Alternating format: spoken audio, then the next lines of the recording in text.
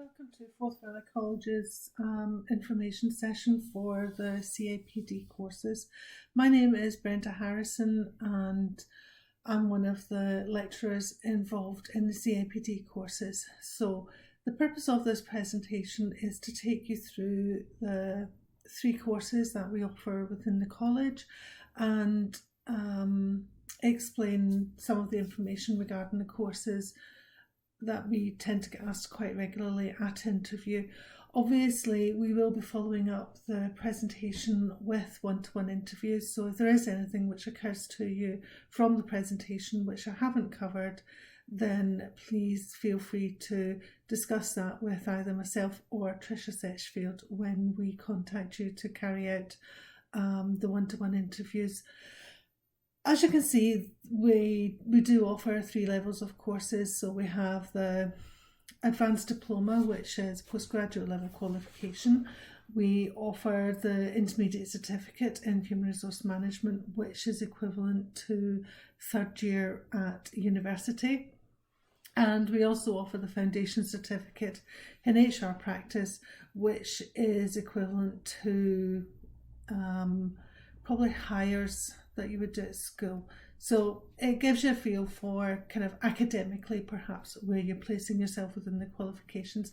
But when we are interviewing you and we're thinking about what is the correct course for you to be placed on, we're also looking at your work experience. So we're looking at what you're actually doing, what level you're working at within HR. So for example, someone doing the foundation course would be working as an HR administrator, maybe looking to enter into the HR field, or quite regularly it could be people who are working as line managers with some people management responsibilities, and they're trying to develop a better understanding of that aspect of their role. Intermediate certificate typically would be someone who is a little bit more experienced working in HR, looking to progress their career, perhaps moving into an HR officer, HR advisor type role. And an advanced diploma typically would be looking for someone that's working at a more strategic level. If they're not already working there, then they're looking to progressing their career towards working as an HR manager, HR business partner, or going further than that. So what I'm going to cover in this presentation, as I've kind of touched on already, is looking at the course, looking at the units, although in the email that I have sent out to you, you will also have received a handout which contains a breakdown of each of the units in each of the courses, telling you a little bit more about what's involved in each of those. Hopefully there will also be videos to support this presentation which will take you through a little bit more detail what's involved in each course. So there will be a video for the Advanced Diploma, there will be a video for the Intermediate, and there will be one for Foundation. Timetable I'm not going to discuss in the presentation itself, but there is a copy of the timetable in the paperwork which was sent out to you in the email. Course requirements I've kind of touched on already, but what I will also look at in the presentation is looking at our delivery methods and looking at assignments and how the courses are assessed. Fees in particular, what I'm going to be looking at here is what the requirements are in terms of whether we give you a conditional or an unconditional offer on the course, and that fits in with the what happens next as well, that we can tell you usually at the end of the interview whether we're giving you a conditional or an unconditional offer. And at the end of the presentation I also have some information about the induction days. So the courses are all made up of a combination of what CIPD call core units and elective units.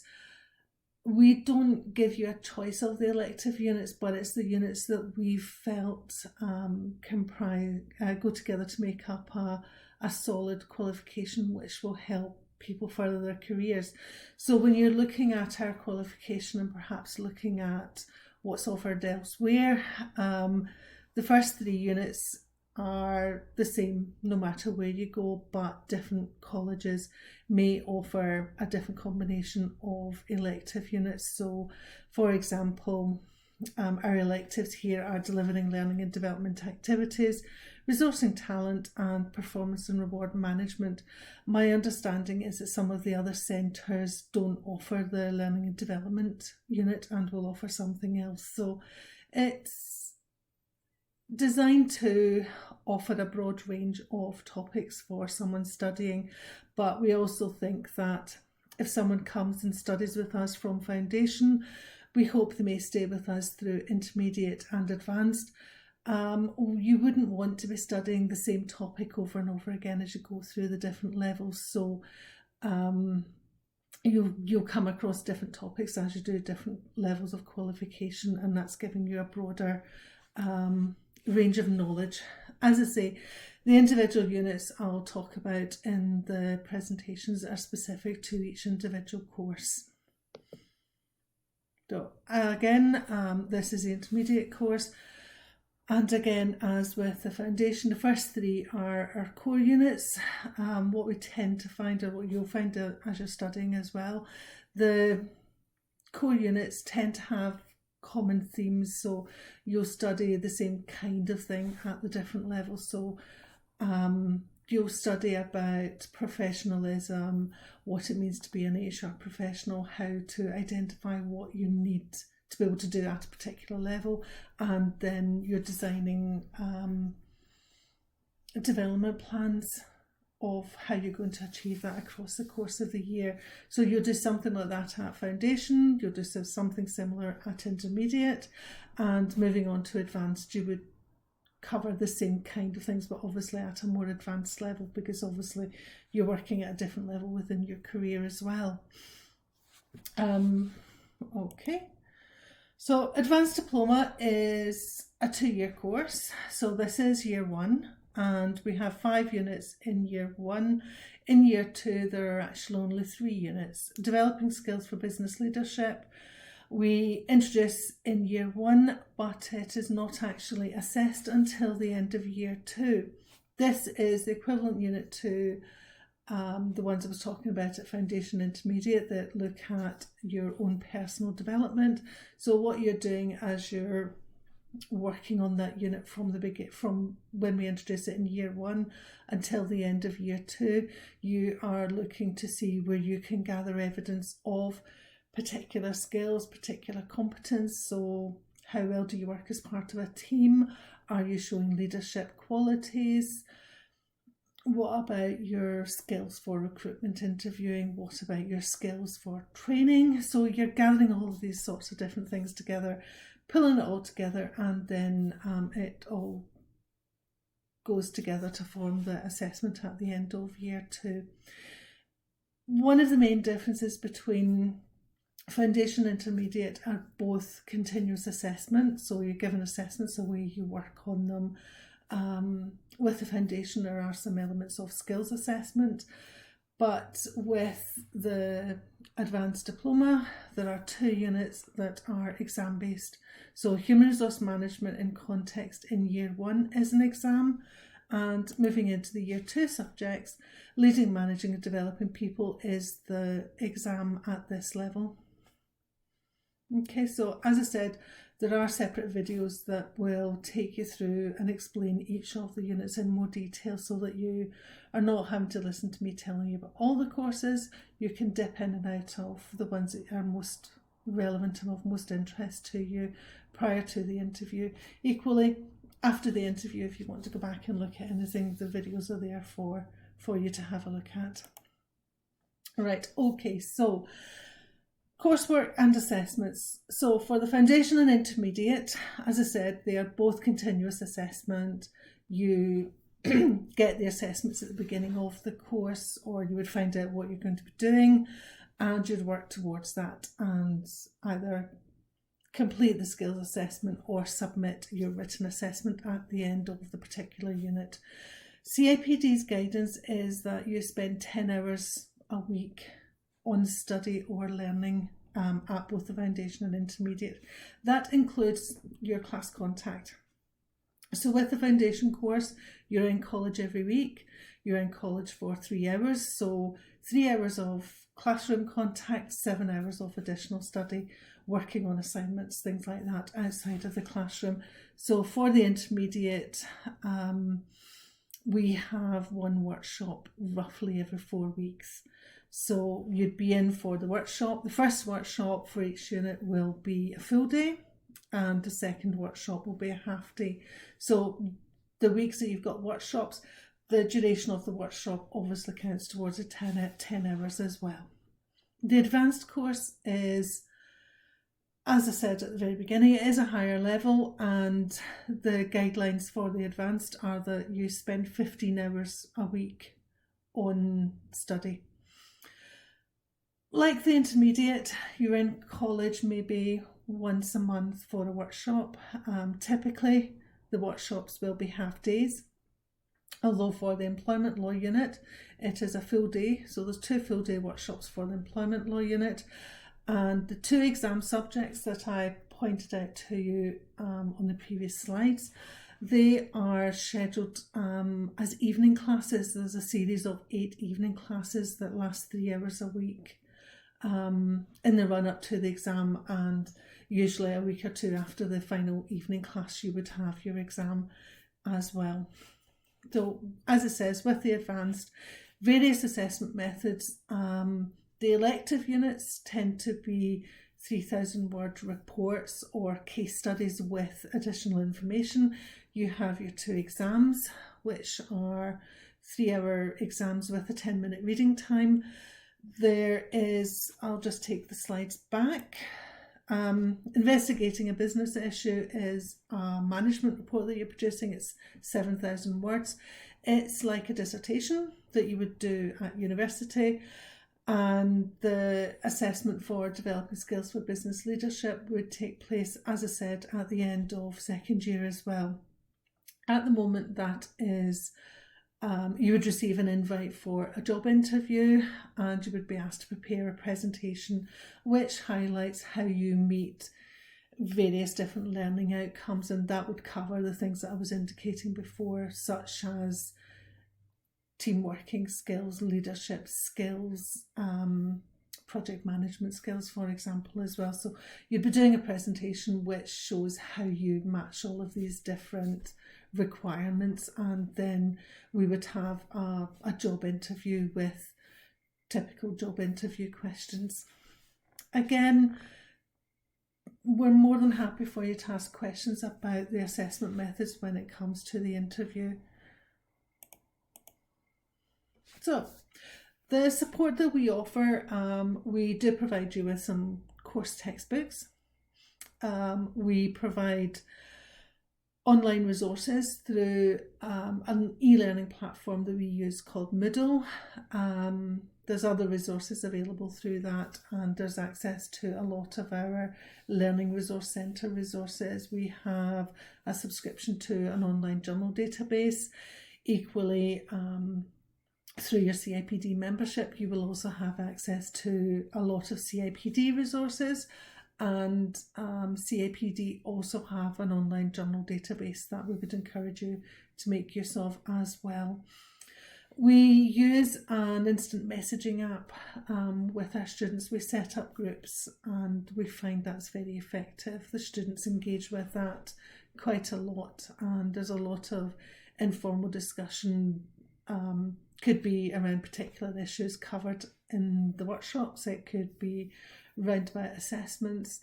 Sometimes it can be the students discussing things among themselves, but occasionally Tricia or myself would receive a message directly as well from students when they're looking for help.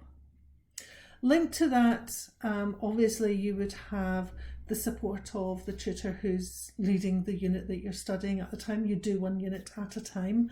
But for the intermediate and advanced, because we only see the students once a month, we felt it was more beneficial to put in place a mentor support scheme. So either Tricia or myself would be allocated as mentor for our intermediate and advanced students.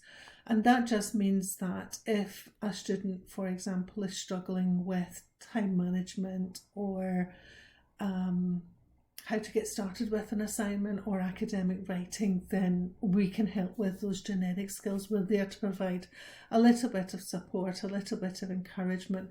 But if it's specific to the subject that you're studying, then that really should be directed towards your tutor. But there is a lot of support for our students. For the foundation students, Tricia will be your main point of contact throughout the whole course, and if you've got any queries, I believe that she does allow time at the end of classes and does have time throughout the course itself for students to catch up with her and have some one-to-one time. So the support for the foundation students is definitely there as well. Outside of the support from the academic team, the college itself also provides a lot of support. Our learning resource workers, the staff in the library, are very knowledgeable, they're very helpful, and they're keen to support our CIPD students where possible. So we would encourage our students to access those resources as well. We also have a good learner support team in place to provide additional support. They will also provide support with essay writing, but if someone does have particular learning needs, then they can help identify and resolve those for you as well. So please don't hesitate to ask for the support from all of the team within the college and not just your academic team. CIPD membership is a requirement of the course. You can't finish the course, you can't get your certificate if you're not in membership, but CIPD really insists that you are enrolled on the course, you are registered as a member with CIPD at the beginning of the course, and they do say to us that we should not be accepting assignments from you if you're not in membership. So it is something you have to do, but personally I would say that you also have access to a lot of resources through CIPD's website. There are certain units that you would struggle to complete without access to those resources. And if you're sitting the exams, you cannot sit a CIPD exam if you're not a CIPD member. So CIPD membership is compulsory, and I would encourage you to ensure that you have it in place as soon after you start the course as possible. What I would say is don't take out your membership before the 1st of July, because CIPD would CIPD would charge you a full 6 months membership up to the 1st of July. So if you joined in May, you would pay for 6 months and not 2 months. Their year starts on the 1st of July till the 30th of June every year. So if you were not to take out your membership until October or November, you would still have to pay the 6 months from the 1st of July. So it's definitely worthwhile taking out that membership. You will get a special student membership that you can access and you can activate prior to the course starting. And I would suggest that perhaps that's not a bad idea. Let you have an opportunity to familiarise yourself with the website, have a look at the different resources. There is a dedicated part of CIPD website which is set up for student support. So there are guides on academic writing, referencing, studying, study skills, all these sorts of different skills that you need to develop as a student. So it's well worthwhile taking out your membership and having a look at that, perhaps even before the course starts. So hopefully that's given you a feel for some of the information regarding the course, and I know that generally speaking candidates and students do have lots of questions, so if there's something I haven't covered, please feel free to raise that at interview with us. So the next steps will be that Tricia or myself will get in touch with you to conduct a one-to-one interview. After that interview, we will make a decision, and we will either make an offer which will be conditional or unconditional. If it's conditional, usually it would be because we need to have the payment arrangements in hand. So if you're self-funding, we'd be looking for a deposit and receipt of the direct debit mandate. And if your employer is funding, we'd be looking for the employer agreement payment form to be returned to student records. So your offer would be conditional on that, and the college will not allow you to enrol in the course if that paperwork's not in hand. The date that's got to be due back by, we can confirm that at interview as well. The only other condition I could envisage would be that if you perhaps are applying for the intermediate and you've been studying on the foundation, we may look for evidence of the completion of the foundation certificate successfully prior to giving you an unconditional offer. Induction is in August. What I do have to say is these dates are provisional. We do not have our timetable for 2021 finalised yet, but usually what happens is they just get rolled over and the dates should stay more or less the same. There is a possibility that a couple of units might get switched about, but generally speaking, things should run as they are on the timetable that I issued with the email. But that is the timetable for the current academic year, so it's not guaranteed. But as soon as we do have the finalised timetable for the new academic year, we will make arrangements for this to be forwarded on to you. But as you can see, at the moment, these are the dates that I envisage the inductions taking place. So for the foundation induction, it is going to be in the evening, the same as the evening classes. So your foundation induction will be with Tricia on the 31st of August at 6 p.m.